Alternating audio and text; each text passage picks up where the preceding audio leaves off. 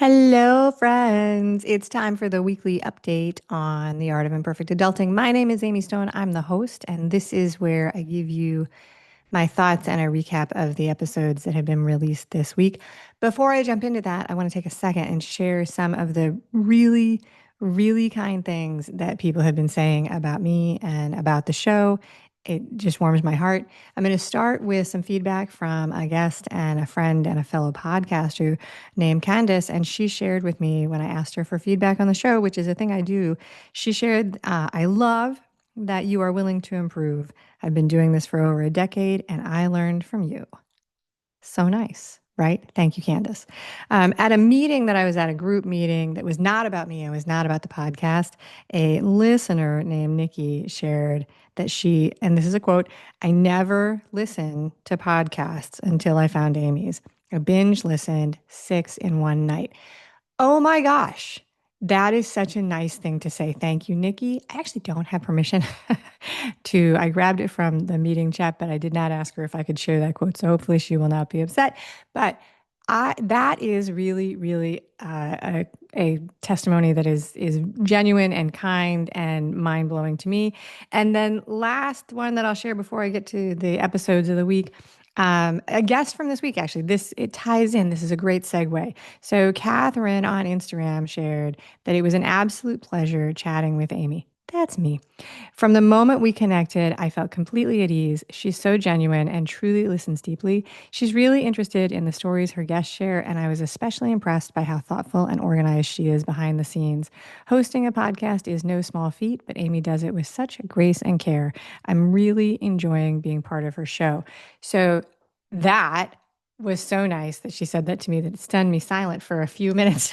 I got to admit, and that's hard to do. I usually am not quiet. Thank you very much, Catherine. And thank you to everybody. One of the things that has been fun so far in producing the first 100 episodes of this show is the feedback and how the context and the theme of the show does feel like it's resonating with at least some people out there. So thank you. And I will keep going. Okay, so in August, I'm releasing 3 episodes a week, which is less than in July. July had an absolute just just a plethora of episodes. A really high volume of episodes were released, but in August I'm doing 3 a week. So this week we had Marcy Newman. She and I talked about leaving a long-term marriage, and relationship changes are a common topic on the show. It's a story that people like to share. What I think is really, really interesting, Marcy is really, really honest and tells her story from the heart.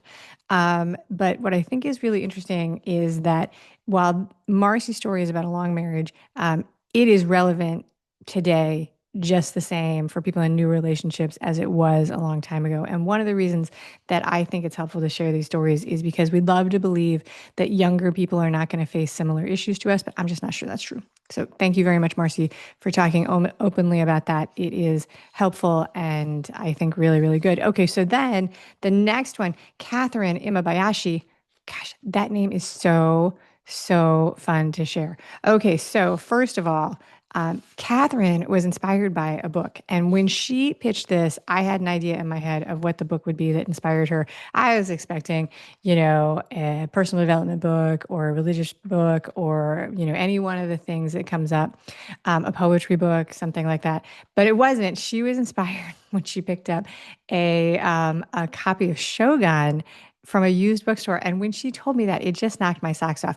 What's great about this story, though, that I remember is that so she picked up the book and inspired her to move and explore a new country, which actually for Catherine set off a wave of international experiences and jobs and all kind of things that led her to where she is today. And it's a really really amazing story of a life and experiences and all of those things. Thank you, Catherine, for being a great guest and sharing your story. And if you haven't listened to it, I encourage you to do that. And then the third episode this week is from Alyssa Wolf, and she talks about doing the work of starting a business with quite a few kids, right?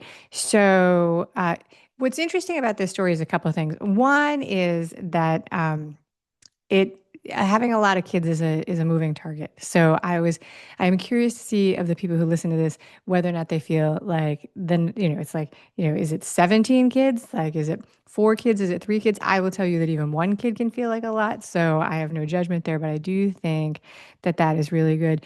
But one of the things that I enjoyed about this discussion is just the pragmatic approach that she has to this, and also the way she shares that the pressure, the social pressure she felt when she wanted to do something other than just raise the kids, which that is a conversation that has been around my entire life. People feel about it very differently. Sometimes in a variety of circles, you can really get pushback from your community when you bring that up. And so I appreciate that Alyssa talked about that and that she shared her story of that. And so there we go.